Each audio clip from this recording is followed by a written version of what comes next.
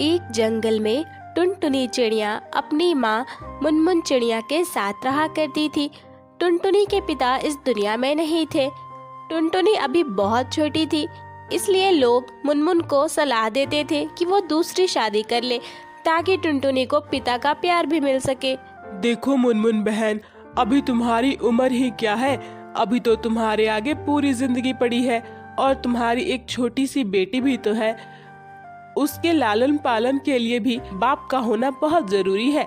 उसे पिता का प्यार भी तो मिलना चाहिए। आखिर तुम उस बच्ची को अकेले कैसे पाल पाओगी? नहीं नहीं मिट्टू बहन, मुझे इसकी कोई ज़रूरत नहीं है। मैं अपनी बेटी के साथ ही खुश हूँ। मुझे किसी से शादी करने की कोई ज़रूरत नहीं है। सौतेला आखिर सौतेला ही होता है। मुनमुन इस तरह से लोगों की बात को टाल दिया करती थी। एक दिन टुनटुनी अपनी माँ से कहती है, माँ, मैं आज स्कूल नहीं जाऊंगी। स्कूल में सभी मेरा मजाक उड़ाते हैं और कहते हैं कि मेरे तो पापा ही नहीं है। स्कूल की जब छुट्टी होती है ना, तो सबके पापा उन्हें घर ले जाने के लिए आते हैं, लेकिन मुझे ले जाने के लिए तो मेरे पापा नहीं आते। तब मेरा बहुत मजाक उड़ाया जाता है। मैं स्कूल नहीं जाऊंगी अब। बेटा, ऐसा नहीं कहते। देख, तेरे पिताजी इस दुनिया में नहीं है, तो वो तुझे लेने कैसे जा सकते हैं। पर तू चिंता मत कर, आज से मैं तुझे स्कूल से वापस लेकर आऊंगी। ठीक है, अब जा, स्कूल जा और मन लगाकर पढ़ाई कर। इसके बाद टुनटुनी चिड़िया स्कूल के लिए निकल जाती है। दिन ब दिन टुनटुनी के सवाल बढ़ते जा रहे थे और एक दिन टुनटुनी ने स्कूल जाना बंद कर दिया। बेटा, तू स्कूल क्यों नहीं जा रही है? मैं तुझे इतनी मेहनत से पढ़ा लिखा रही हूँ और तू इस तरह बर्ताव कर रही है। आखिर ऐसा कैसे चलेगा? मैं तुझे पढ़ा लिखा कर कुछ बनाना चाहती हूँ। नहीं माँ, मैं स्कूल नहीं जाऊंगी। मैंने तुमसे पहले भी कहा था मेरे लिए एक पापा ला दो, फिर वो भी मेरे लिए वो सब करेंगे जो दूसरों के पापा करते हैं, तभी मैं स्कूल जाऊंगी, वरना नहीं जाऊंगी। लोग मेरा बहुत मजाक उड़ाते हैं और कुछ लोग तो ये भी कहते हैं कि मेरी वजह से मेरे पापा की मृत्यु हो गई। बेटा, तू ऐसी लोगों के बातों पर ध्यान क्यों देती है? भला तेरी वजह से क्या हो सकता है? तू तो बिल्कुल छोटी सी है और जब तेरे पापा की मृत्यु हुई थी तब तो तू एकदम छोटी सी थी। हाँ माँ, लेकिन लोग कहते हैं कि मेरी वजह से ये सब हुआ। कल ही तो गौरी काकी मुझसे कह रही थी कि मैं मनहूस हूँ और मेरी वजह से मेरे पापा चल गए। अपनी बेटी की बातें सुनकर मुनमुन चिड़िया बहुत परेशान हो जाती है। आखिरकार मुनमुन दूसरी शादी का फैसला कर लेती है। वो कालू कौवा से दूसरी शादी कर लेती है।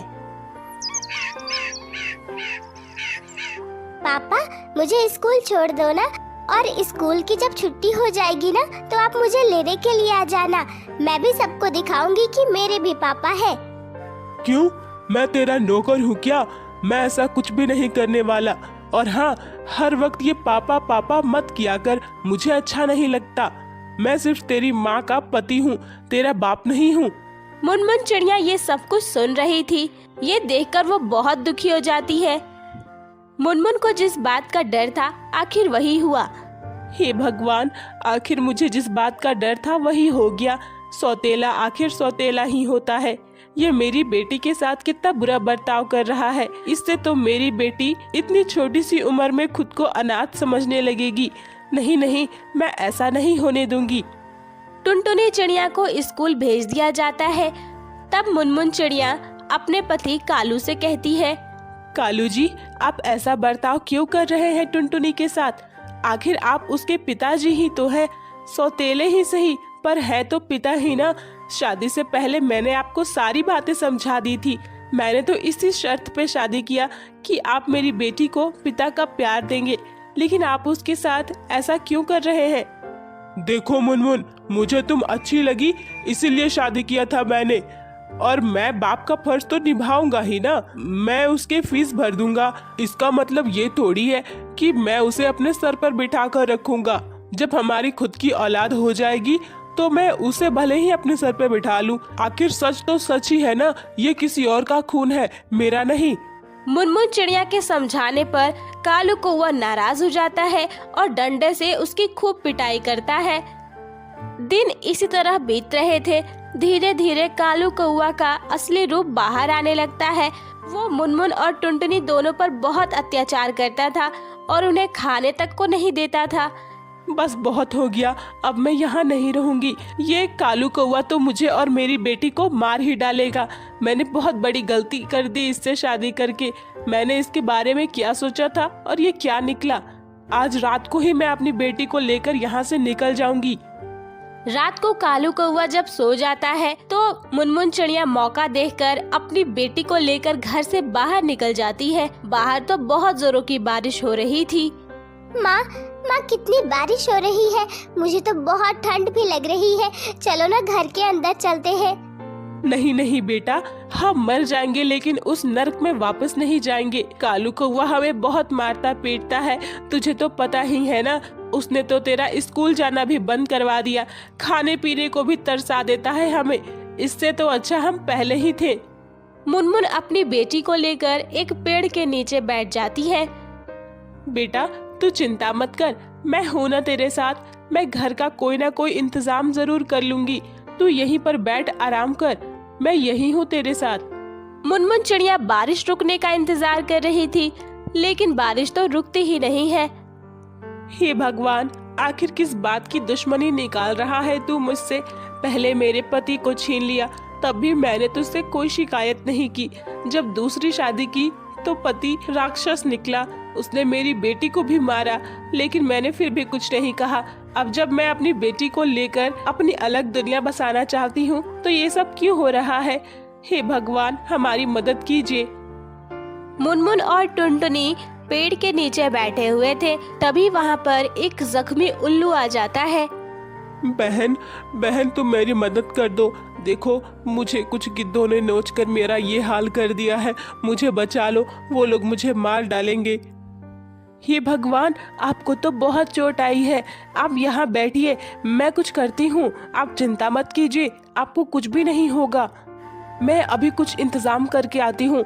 मैं कुछ जड़ी बूटी लाती हूँ जिससे इनके जख्म ठीक हो जाएंगे। मुनमुन चिड़िया जड़ी बूटी की तलाश करने लगती है। थोड़ी देर के बाद वो जड़ी बूटी लेकर वापस लौटती है और उस उल्लू के जख्म पे सारी जड़ी बूटी लगा देती है, जिससे उसका दर्द कम हो जाता है। मुनमुन चिड़िया, तुम कितनी अच्छी हो। खुद तकलीफ में होकर भी तुमने मेरी मदद की, इसके लिए तुम्हारा बहुत बहुत धन्यवाद। ये कहकर वो उल्लू एक परी के रूप में बदल जाता है। मुनमुन, मैं एक परी हूँ और मैं अक्सर यहाँ पर पक्षियों की परीक्षा लेती रहती हूँ। आज मैंने तुम्हारी परीक्षा ली और तुम उस परीक्षा में पास हो गई। मैं तुम्हारे बारे में सब कुछ जानती हूँ, तुम परेशान मत हो। मैं आ गई हूँ ना, अब मैं तुम्हारी मदद करूँगी। चलो मेरे साथ। ये कहकर परी उन दोनों को अपने जादू से बादलों पर ले जाती है। बादलों पर एक बहुत ही सुंदर सा बांस का घर बना हुआ था। ये देखो टुनटुनी और मुनमुन, ये बांस का घर है, लेकिन ये कोई मामूली घर नहीं, ये जादुई घर है। इस घर में तुम्हारे जरूरत के सारे सामान मिलेंगे। तुम्हें यहाँ पर सब कुछ मिलेगा।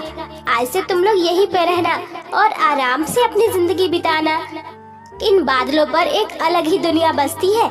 यहाँ भी तुम्हारे जैसे बहुत सारे पक्षी रहते हैं। तुम उन्हीं लोगों के साथ मिलजुल कर रहना। परी, तुम्हारा बहुत बहुत धन्यवाद। मुझे तो समझ ही नहीं आ रहा कि मैं तुम्हारा शुक्रिया अदा कैसे करूं। मैंने तुम्हारी मदद की और उसके बदले में तो तुमने मेरी और मेरी बेटी की जिंदगी ही संवार दी। बस एक काम और कर दो, मेरे उस दूसरे पति को उसके किए की सजा जरूर देना। वो बहुत दुष्ट है, कहीं ऐसा ना हो कि हमारे बाद वो किसी और की जिंदगी भी खराब करने की कोशिश करे। तुम चिंता मत करो मुनमुन, मैं ऐसा बिल्कुल नहीं होने दूंगी। उस काले कलूटे कौवे को तो मैं सबक सिखाऊंगी, तुम चिंता मत करो। इसके बाद परी कालू कौवा के घर पहुंचती है। वो कालू कौवा के घर से सारा सामान गायब कर देती है। उसके सारे सामान, पैसे, खाने पीने की चीजें सब गायब हो चुकी थी। अब उसके घर में कुछ भी नहीं बचा था।